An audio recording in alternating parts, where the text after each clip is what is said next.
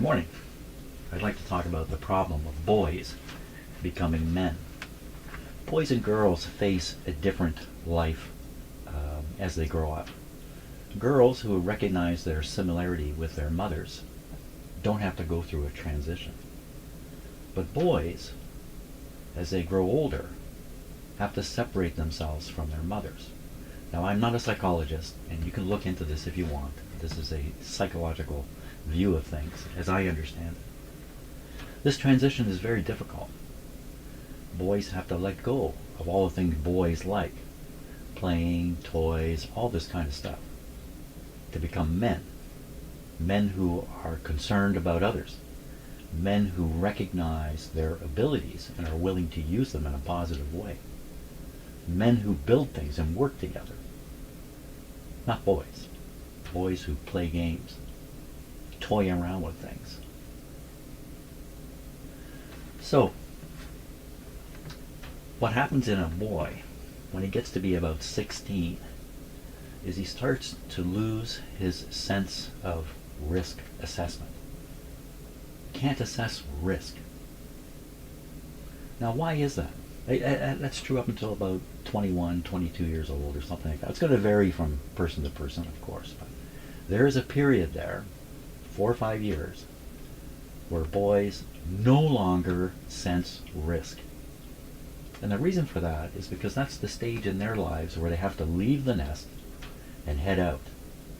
Now, leaving the nest, it's not very sensible, really, when you think about it, because as a young boy growing up in a family, you're safe and secure. Your parents are taking care of you. Why would you ever want to leave? So there's a biological force in boys that causes them to leave. And it's a loss of sense of risk. They no longer risk averse. And you can see this in young men all over the place. All kinds of stuff young men do that is risky business. By the time you get to be 22, 23, this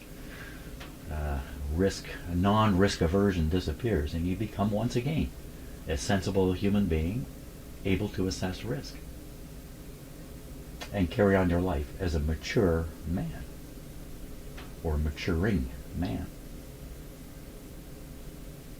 The reason I'm bringing this up is because I'm thinking about Mr. Hegseth. And I've seen him on my TV, and I've listened to what he has to say and how he acts. And I think he's a perfect example of a boy who never became a man. He acts like he's a man. He acts like the boy's impression of what a man is. Real men don't behave like that. Real men are really quite normal. They aren't so aggressive. And they are not so risk averse. But you've put this immature man in charge of your army. And look at what has happened because he cannot assess risk. Look at what has happened because this man, boy in man's clothing, has been put in charge. Who would be dumb enough to put a man like that in charge of the world's largest army? Who would be dumb enough to do that? Stupid move. And look at the mess it's made. Next time you look at Mr. Hegseth, you think about what I just said. And you will realize you're seeing a child, not a mature man.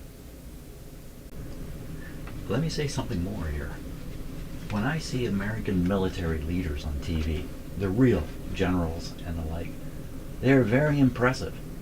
They are men. They are proper men. There's no doubt about it.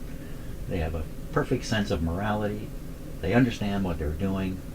And they're not toying around and playing games.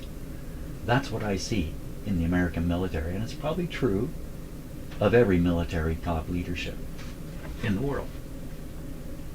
And when I imagine Mr. Hegseth, I don't have to imagine, I saw a video of him standing on a stage in front of all those leaders. I have to wonder what is going through their heads as all these men watch a boy dance around on stage, insulting them. I mean, you have to wonder too, just how much they can take from being led by a child.